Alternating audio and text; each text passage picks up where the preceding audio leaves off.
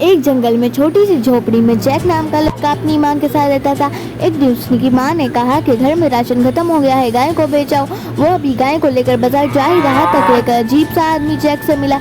उस आदमी ने जैक से कहा कि मैं तुम्हें जादुई बीन्स दूंगा, तुम मुझे ये गाय बेच दो। असल में जैक बहुत आलसी था, इसलिए उसे बाजार ही नहीं जाना था, इसलिए उसने वो सीट ली और सोचा कि माँ बहुत खुश होंगी।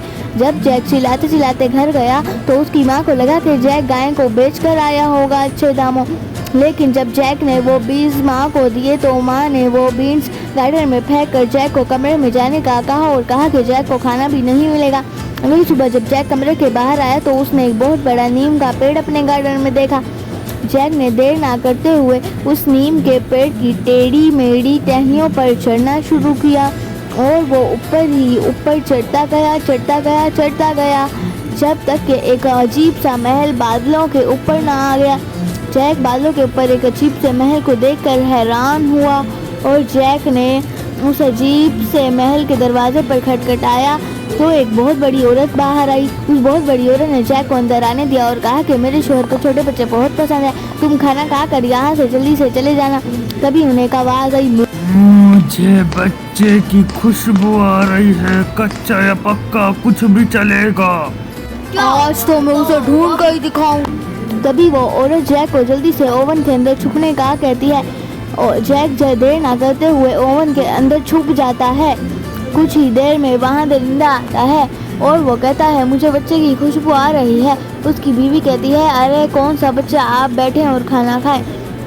दरिंदा खाना खाने के बाद सिक्के गिनने लगता है। सिक्के गिनते गिनते दरिंदे को नींद आ जाती है।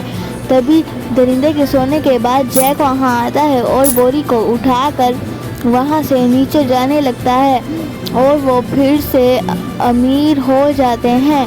लेकिन वो सिक्के कुछ दिन के बाद ख़त्म हो जाते हैं और जैक वापस से ऊपर जाता है। इस बार दरवाज़ा खटखटाने पर दरिंदे की बीवी कहती है कि पिछली बार जब तुम आए थे तो हमारी एक सोने की बोरी चोरी हो गई थी।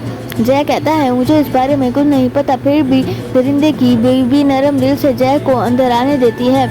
कुछ ही देर मुझे बच्चों की खुशबू आ रही है। तभी दरिंदे की बीवी जल्दी से जैक को ओवन के अंदर छुपने को कहती है। फिर से दरिंदा घर आता है।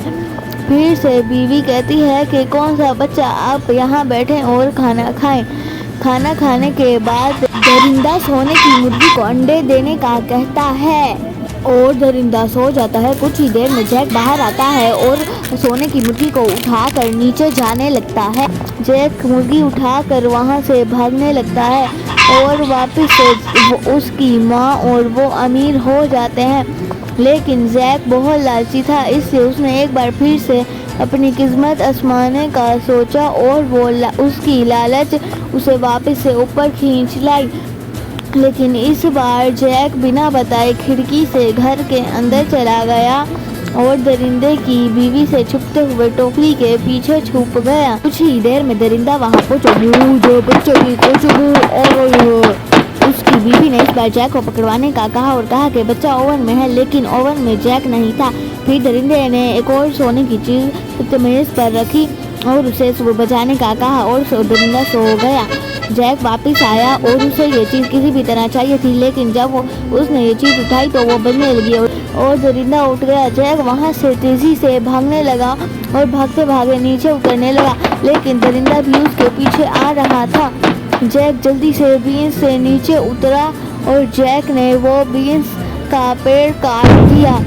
पेड़ के कटते ही दरिंदा धड़ाम से नीचे गिरा और वहीं पर मर गया।